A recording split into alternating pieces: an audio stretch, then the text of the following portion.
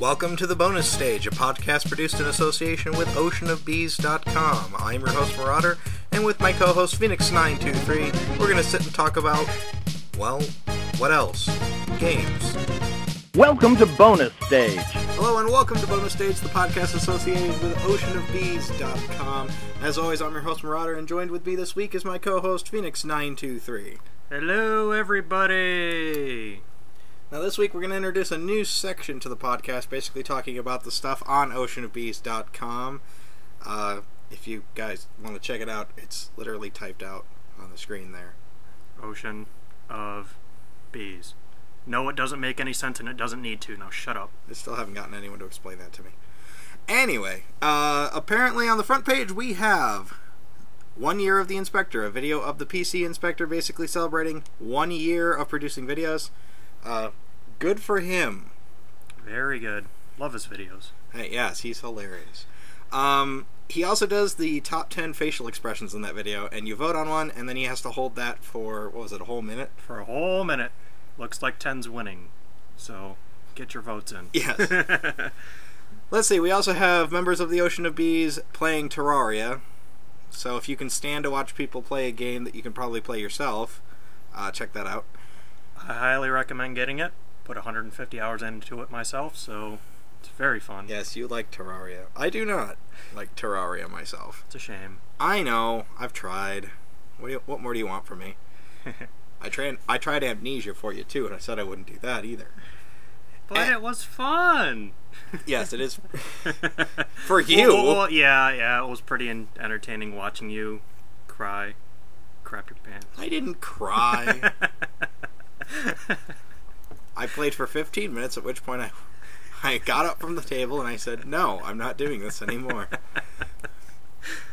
Okay, and the other video that's up is episode 5 of Sammy Kablam and Vince of Space playing Minecraft. So, again, if you like watching people play a game you could probably play yourself, by all means. I kind of like those videos because I went on the server and dicked around myself and built stuff. So it's kind of funny that they log out and then when they log back in, there's a new building. With working iron doors on a red dust switch. Yep. Or a redstone switch. Awesome. So yeah, check out those videos. And there's also a new blog written by yours truly about Dark Shadows and Battleship. So if you want to see my opinions on those movies, go ahead and check that out. Just something I do in my spare time.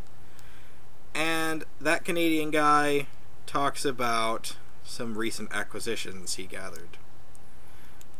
His blogs are usually pretty funny, right?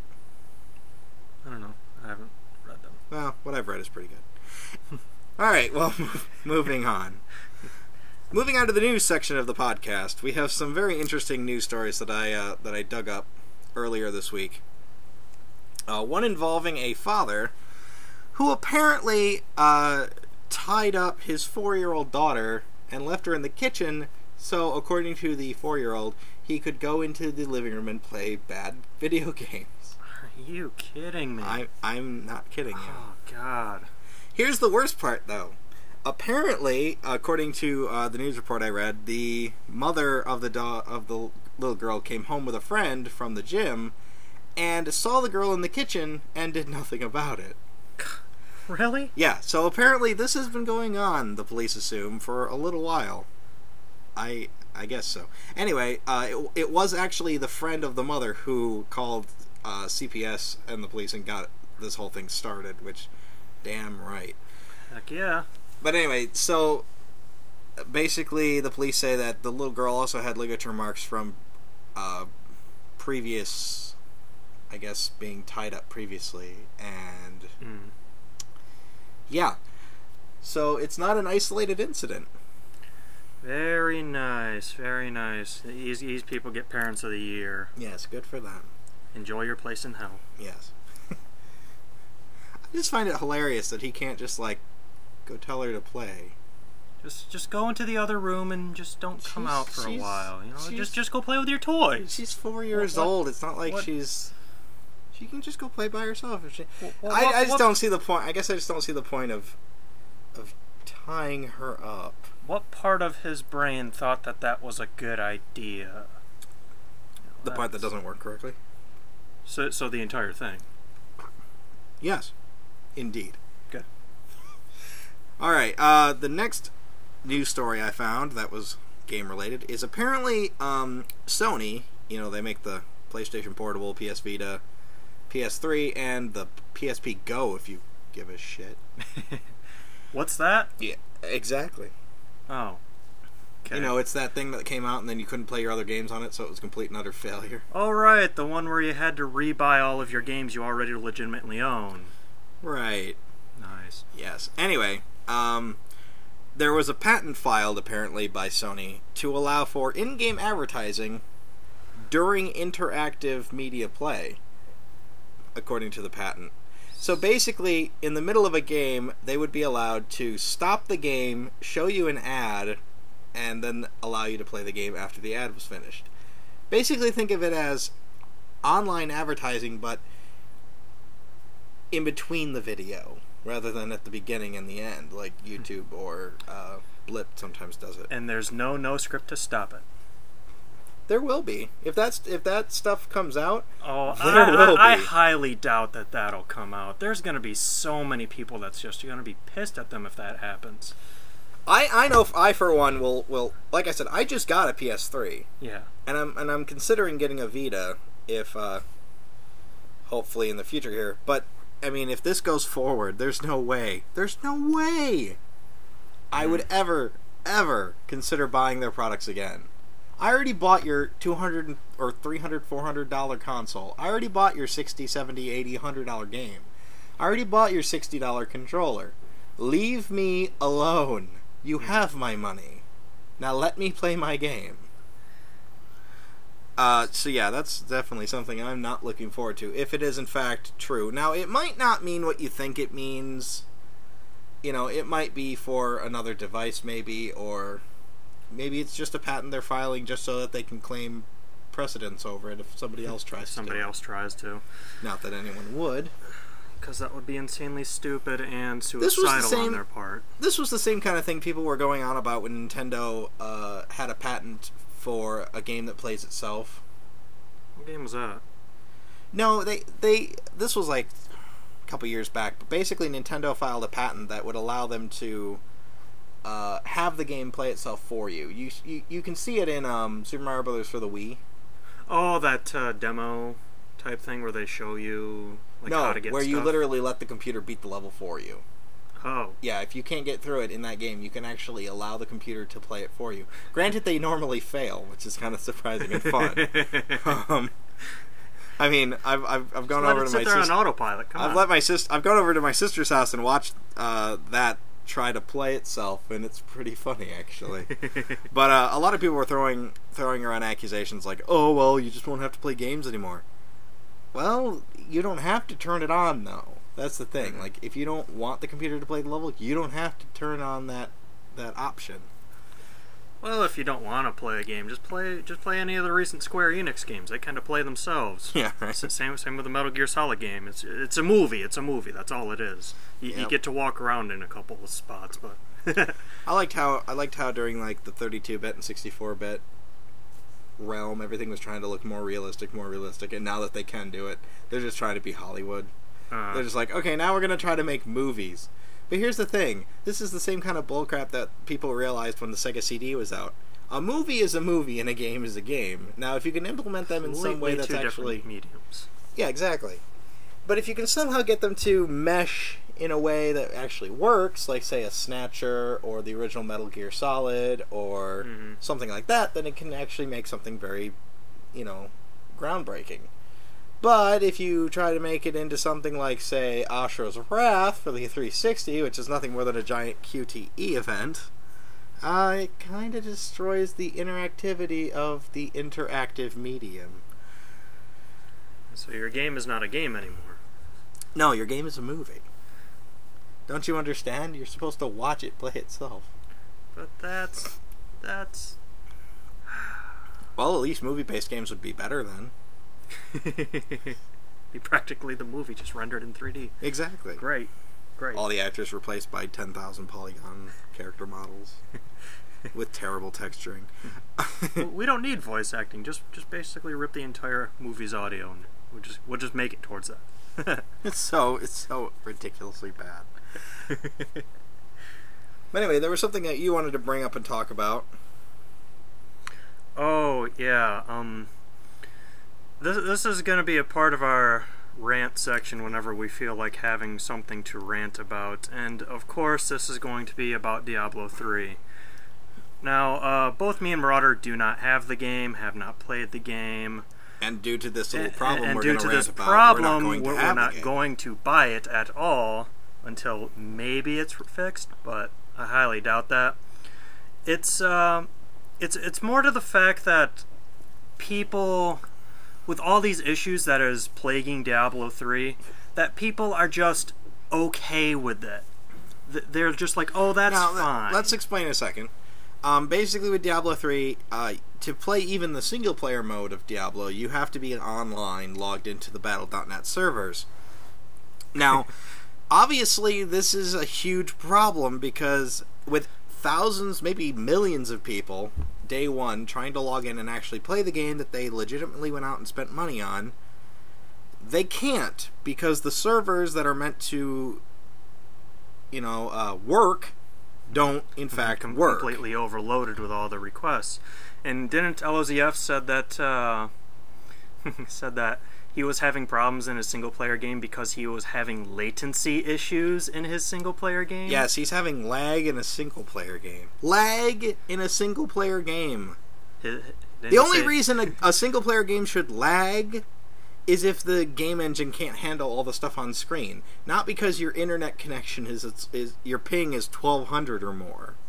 Because of the latency. Yes.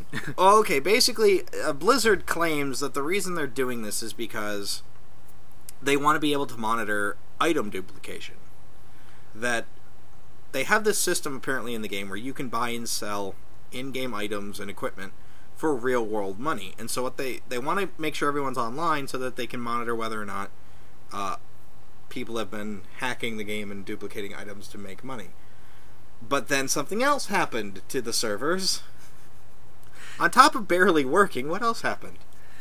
On top of barely working, I think it was a couple of thousand accounts were hacked and taken over. Wasn't that about it? Yeah, they got taken over, and then basically, or they got hacked into, and then they basically were, items were erased, gold was taken away, and things like that. Yeah. So basically, the whole idea of being online for Blizzard to monitor hackers and duplicators is completely null and void because people are hacking the game anyway. Now, I have a simple solution for this. Keep the single player separate from the multiplayer. Completely separate. If all you want to do is go around by yourself, or maybe even in a LAN, yep, and quest by yourself, then you should be allowed to do so. Without any issues whatsoever. Yes, and then if you choose to go online, you should have to create a new character, or even maybe just import the basic character model you have, yep, and start fresh and play completely online. Mm-hmm. That I would understand, and that would cut down on all the server issues, because if for the people like us who just want to play it by ourselves, yep, to actually get good at the game before we jump online with millions of people who want to fucking murder us, we can do that. I don't know, it just annoys me that... Well, it's that plus the fact that everyone's okay with this, too. Right, and then people sit back and go, well, I understand. It's perfectly fine. No, it's alright. No, don't you understand? It's okay, because even though I went out and spent $1,200+ on a decent... Well, not even decent for that price. I went out and bought a gaming computer capable of playing games, and I went out and spent $60 or more on Diablo 3. Which I don't even think is finished yet. No, there's parts of it they didn't actually launch yet, and I'm certain they're going to charge you up the ass with DLC later on. Yep. Stuff like extra armor that does nothing. More classes, more areas to explore, things like that. All of which you'll have to pay for because, Blizzard isn't getting enough money from the World of Warcraft crowd anymore. Of course. Anyway, I mean, you want to talk about the one company who should not be money grubbing their consumers, the gamers, the people that keep them afloat. This is the company that that shouldn't be charging for crap like this, but you know they will, because every company does nowadays. And everyone just seems to be okay with it. You know, I remember back when updates used to be free. Yes, every single update was free, just bugs, other extra content that they might give you, just say, hey, sorry. Yeah, well, like, I remember playing Rainbow Six 3 on my original Xbox, and they'd release a couple maps, and you'd go on there, and you would download the maps, and that would be it.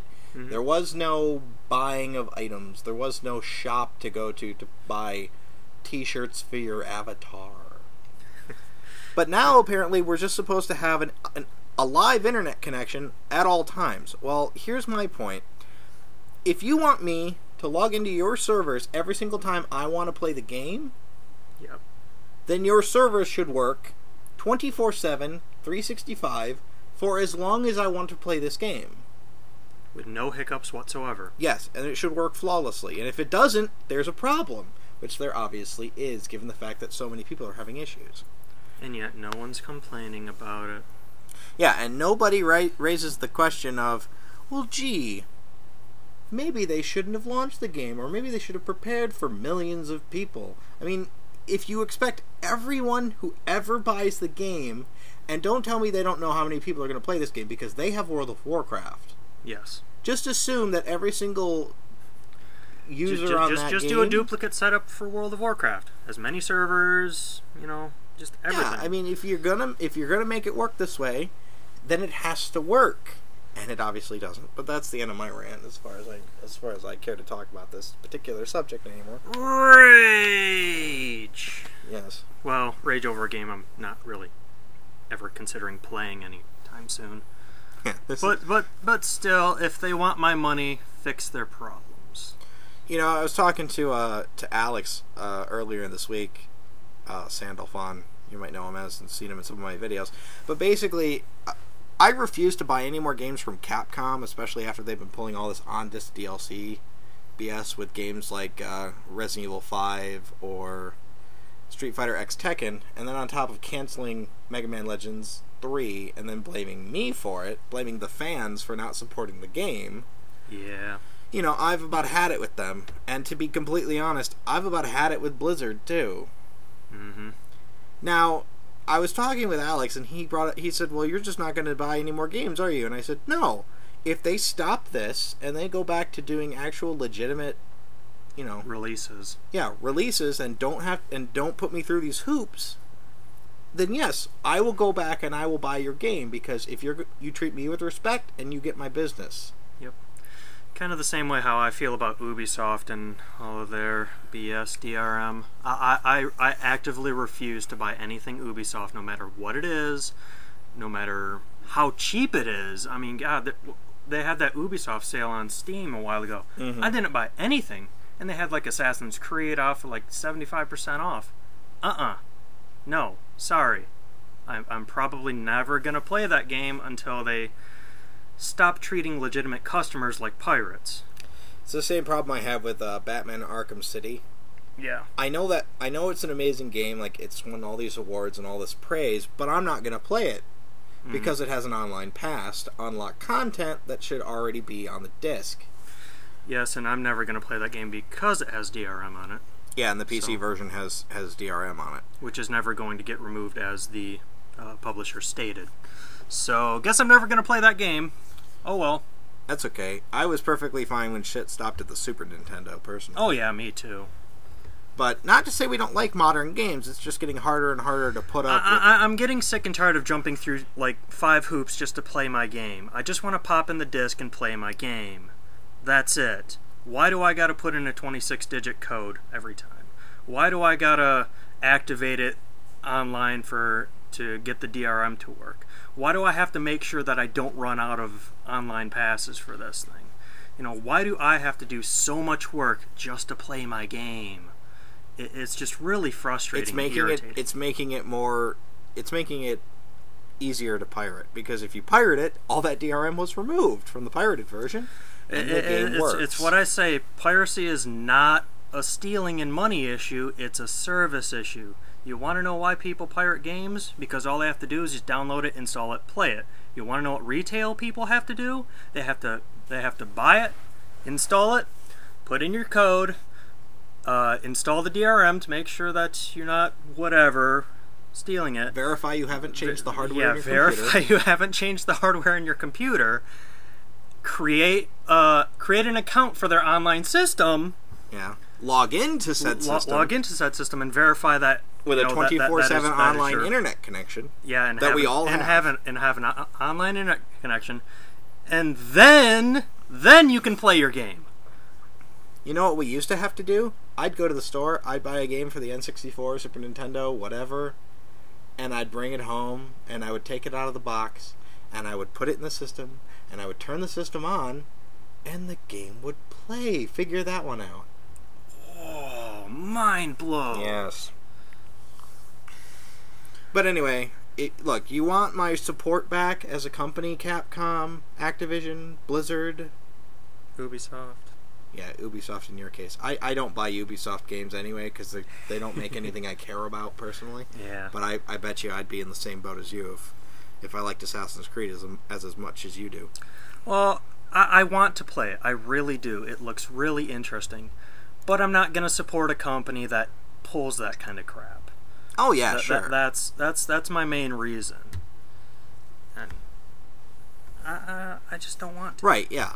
The only way they're going to change is if they see the money. Because that's all they... Look, I understand. Video gaming at this point is a business. It always has been. Yep. The point is to make money. And to make money, you have to make games that people want to buy. But you also have to make it so the people that buy your games don't feel like a freaking criminal when they go to play the game. Yes. Now, I'm okay with DLC. I'm not bad-mouthing DLC. Look, if you wanna sell me a map pack for a game... Go right ahead. That's fine. If you want to sell me an additional story or something, or some kind of single-player add-on, fine. But what I hate is when you're nickel and dimed for downloadable characters for fighting games, for extra items in games, yep, for little things like that shouldn't be cosmetic charged for. Skins. Yeah, you're being charged for texture, for the easiest things. Retexturing of a character. Oh, good. Now he looks like something from My Little Pony. Whoop-de-doo. And you paid $5 for that? Why? I understand selling map packs. I understand selling expansion packs. Back on the PC, when I was a kid, you went out and you bought an expansion pack, and it was like a whole new game. Yep. And they charged $30 for it, or whatever it was, and damn it, it was worth it, because there was a whole new game there. Mm-hmm. Now it's like, hey, do you want that extra battle arena? Yeah, that'll be $15. Yeah, that's 1,200 Microsoft points. That one thing, yeah, that's $15. Did you now? Oh! Did you want that? Did you want that weapon? Yeah, $10. Oh, did you want to play as this character in this fighting game? Oh, I'm sorry, that's $5 for that character. For that one character, yes. And then and again. They do it because obviously they can make money. It's an easy way to make money and to offset the total cost of producing a game. But and I'm no expert in this area. I don't know how much it costs to make a game. But there was a company that just recently closed, 3/8 Studios and Big Huge Games, I think the other one was. I think so. Both companies recently closed. They published the game Kingdoms of Amalur Reckoning, which, from what I understand, is a pretty decent game. Yes. Yep. I haven't played it myself, but... Me neither, but it looks really fun, and I do want to get into it. Yeah, it is something I'd probably pick up on Xbox or something down the road. Mm-hmm. Basically, they closed because they didn't make the money back from the development of the game. Now, according to the publisher, Electronic Arts, they had to sell 3 million copies. 3 million copies. Yep. That's a huge milestone if a game sells 3 million copies. 3 million copies times $60? Yeah. So, $90 million? They spent that much money on that game. No. What is 60 times 3? $180 million? Yeah. So they needed to make $180 million back to turn profit. Well, I actually don't think that that's right, because I do know that the publisher gets, I think it's a quarter, like $15 back per every purchase.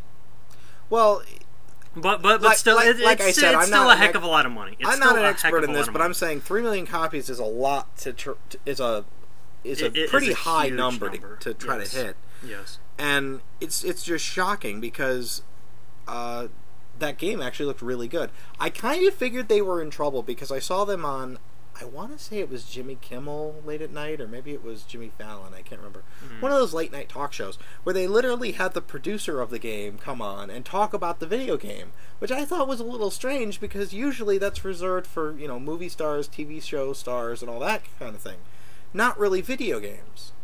So the fact that they had a guy from the company come in and be like, this game's gonna be awesome, and it just, I don't know, it felt out of place. It's almost like a last minute desperate grab for attention. Mm-hmm. And like I said, from what I've heard, the game is actually pretty good. But just did not sell. It's, I hate it when companies close. Yep. It's always really disappointing. Another company of mine that closed a couple years ago was Factor 5. Which made some of my favorite games of all time. They made Mega Turrican, Super Turrican 2, and all of the Rogue Squadron games for 64 GameCube and PC.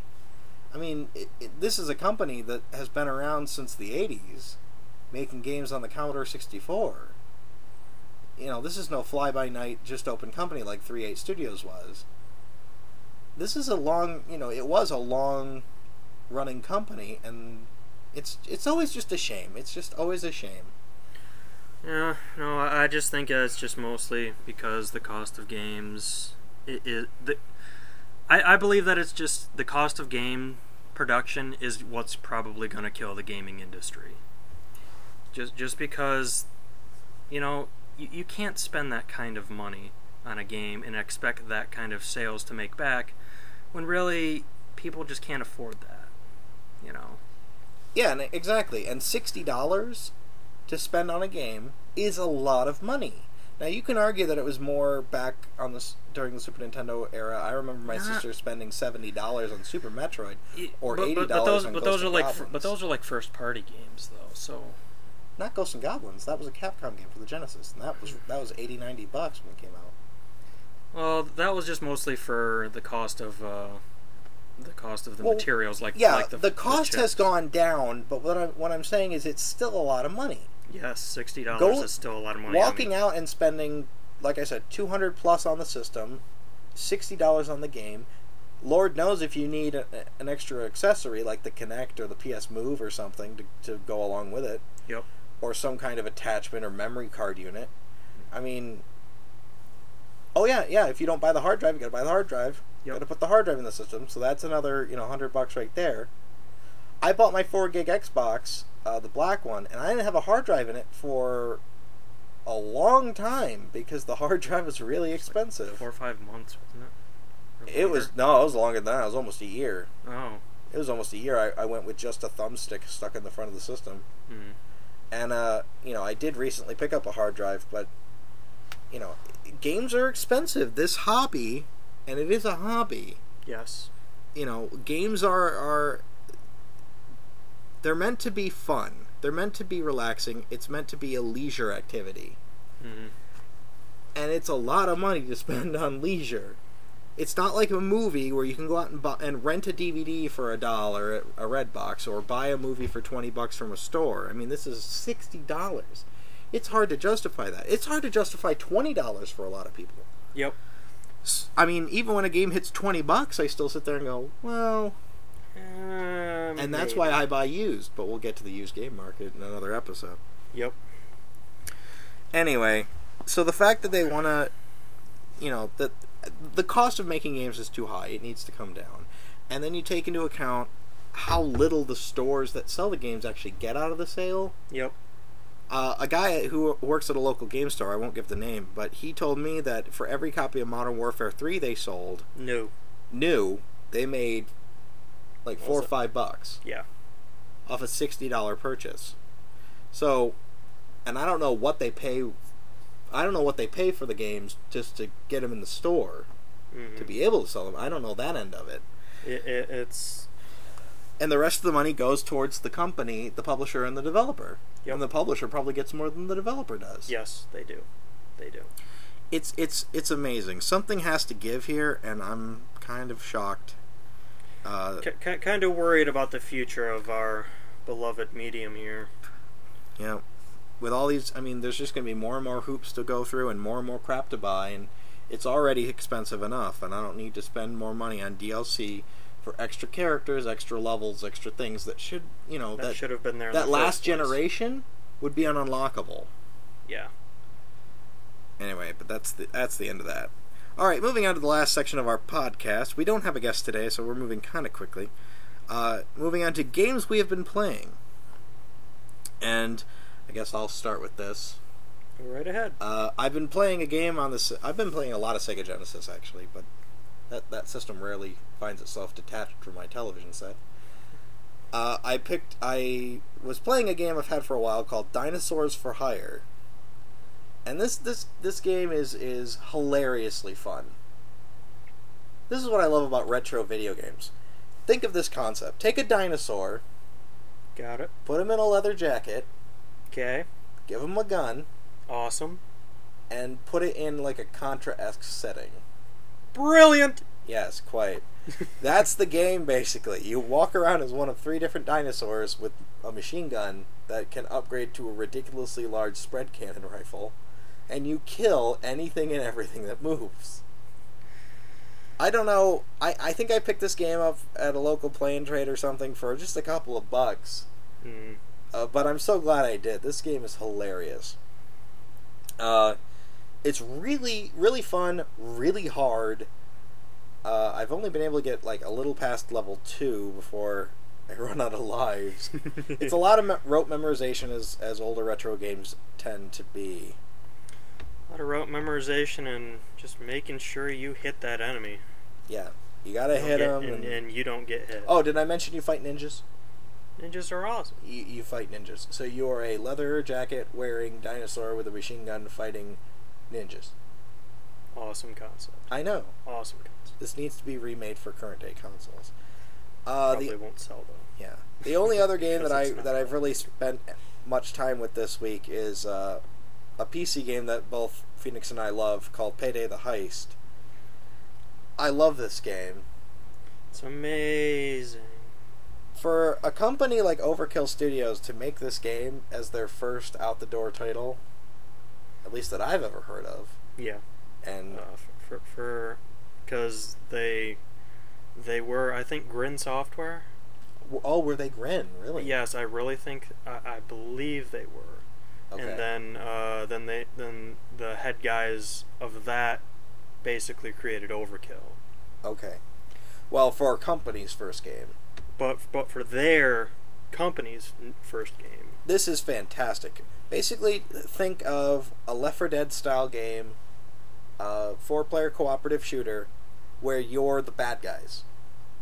It's amazing. You're the bank robbers, or well, you do more than just rob banks, but yep. The first level is you rob a bank. The second level is you basically escaping down a crowded city street. With a hostage. With a hostage, just getting like printing plates for money. Right. The next level is you're stealing a junkie's panic room. That's full of money. That's full of money and drugs. And I don't know. Well, mostly you get all that, plus mix in random events. Yeah, basically, instead of tanks and spitters and all that, you get a taser, which is a cop that can tase you and hold you in place. There's a cloaker, which is like an invisible cop guy who can handcuff you at any second. Basically down you in one hit. Yes. There's heavily armored SWAT officers, there's regular police, there's FBI agents. There is even the dozer, or bulldozer, who's basically he looks like a bomb disposal unit guy. He's just a walking tank with a shotgun. Yeah, that's all it is. He's just a wall of armor with a shotgun. It's absolutely incredible. I have spent, according to Steam, I've spent almost 80 hours on this game. Yep, and me too. I've told everybody I can think of to buy this game. It's a little rough around the edges. It has a couple of problems, but I've never seen a company work so hard to fix the problems. Yes, the developers are very, very, I'll just say... eager to please. Well, they listen to their customers. They're always active in the forums. They're always taking into consideration what people like and what people want. And they have implemented stuff that people have asked for. Oh yeah, I remember when I first bought the game, you couldn't play the later levels on a lower difficulty. You had to play certain levels on a certain difficulty level. Yep, the first two was easy through overkill. The second two levels, you had to play it on normal and up, and then the last two levels you had to play it on hard and up, which, okay, I guess.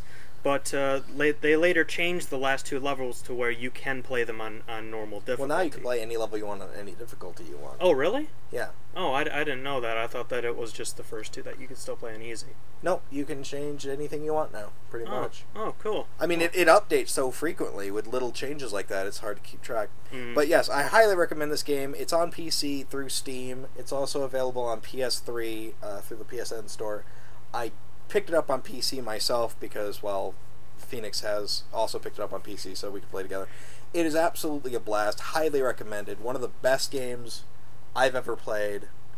Hours of fun. I still play it. I maxed out my character, and I'm still playing it. Yes. And I'm begging for DLC for this game. I'm begging for more missions, more characters. Which should be coming soon, as far as I've heard. I hope so. Anyway, those are really the only games I've really spent any time with. I have been playing Fear on the PC, Killing Floor on the PC, but I've talked about those enough already. So I'll throw it over to you. One game that I have been playing recently that I just picked up is Infinite Space. It is a game on the Nintendo DS where pretty rare game too. Yes, it's a very rare game. That you play as just a space captain with your own ship, and it has its story mode that you just play through, and you can actually challenge other people who have the game, like in a battle mode against your ships and everything.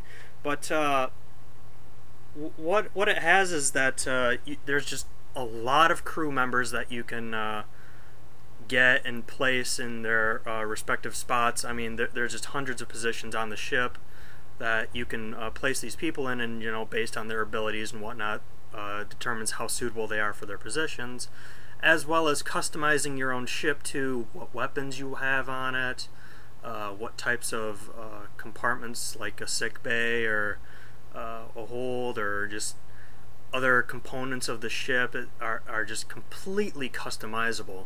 I mean, I'm only like 2 hours into it, and I'm already just blown away by just how customizable all this stuff is. And of course, I don't have access to most of it right now, but I just can't wait to get further into the game. It's hard. It's hard. I just moved on to the next area. Very first random encounter, completely blew away my ship. So it's kind of like an RPG where instead of a party of characters, you have a ship full of people. Yes, and you can have a fleet of ships too. You can have more than one ship in your fleet that you can control. Each one customizable with their own crew, their own weapons, their own. It's just a lot of micromanagement. Yeah, basically, if you like micromanaging, this is the game for you. I picked up this game as well a little while after you did. Yeah, I stole my copy right under your nose. Yes, you did. But that's a story for another time. We'll get into that next time. But yeah, I'm looking forward to getting into that. It's sitting on my shelf. I just have to get around to actually taking Tales of the Abyss out of my 3DS and putting in Infinite Space. Another game that I found out about is it's a Half-Life 1 mod called Cry of Fear. I only heard about it because one of the people that I'm subbed to on YouTube is playing through it, and it's pretty much a survival horror game, which I don't know why I keep playing those, because I absolutely am terrified of them. but I haven't really gotten that far in it. But it's pretty well paced. The scares that I've run into so far are not really jump scares. They're pretty much there to actually unnerve you pretty well. And like for one example, you figure out a code on a computer. So then, as you're turning back to walk out the door because you heard a bang, you see this figure looking at you through the window, then just quickly runs off, and you're just like, oh god, what was that? So then you turn the corner and there's nothing there.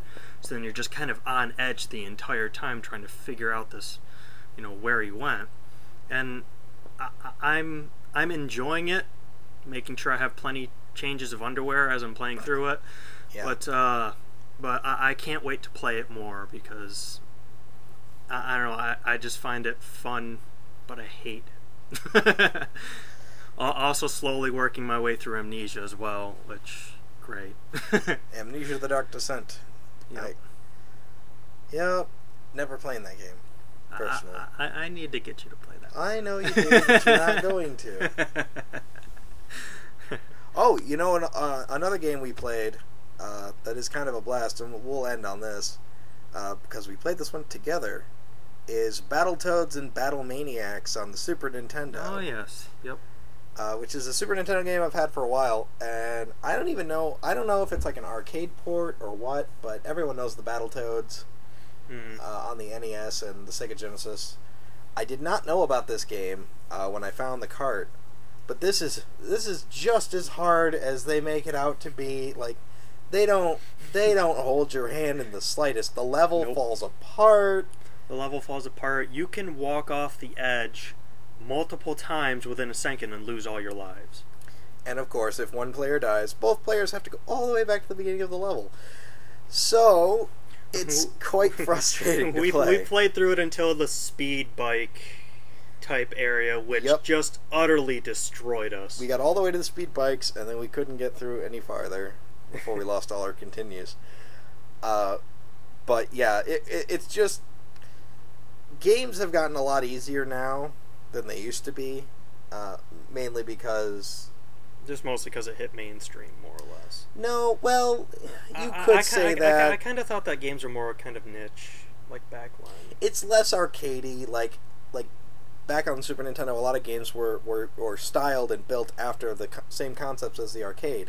The ability to make a player put more quarters in the machine. So the games were hard and not necessarily fair. Yeah. I mean, some of them were fair, but other ones were just brutal. Yep. Like the Battletoads games and everything else. So, but I will say, it is fun to play a game that just completely destroys you. Because especially when you make it past that part. Yeah, and then you just die immediately after. You just don't know the feeling you have of just struggling on one part for hours. Yeah, it's quite multiple something. Continues, and then you're just like, yes! Only to die a few seconds later. Yep. It's amazing to play a game that just absolutely humbles you. It's the same kind of experience I had when I played the original Ninja Gaiden on the first Xbox. Yeah. When that first came out, that game just destroyed you. Yes. I love that game, one of my favorites, but it just absolutely destroys you. And, sometimes that's fun. I mean, for as much as we were yelling and screaming at the game, we were honestly having a blast at it. Yep. Just trying to see how far we could get, and then the floor would just give way. And something you did not know. There was no indication to it happening. Just it happens. The entire level just craters and opens up, and it's just like, what? Why? Or the boss at the end of the first level just sits on you and immediately kills you. Yep. So the boss just walks over you and it immediately kills you. Yeah, he just walks into you and you flatten out. Graphically, that game is really impressive. Music's good, of course. It's got the classic Battletoads theme in it and all, so it's really, really fun. But, yeah, that game we played together, that was a lot of fun, even though we didn't get very far. And it didn't matter, I had a blast. Yeah, it's a blast. Anyway, that's going to be about all we have for this episode of Welcome to Bonus Stage, so we're going to end it here. Hopefully you guys enjoyed it. Check out oceanofbees.com for more videos, blogs, and podcasts. as they come out whenever. Just a whole mishmash of everything. Yep. And as always, I'm your host Marauder, and I'm Phoenix 923. I'll catch you guys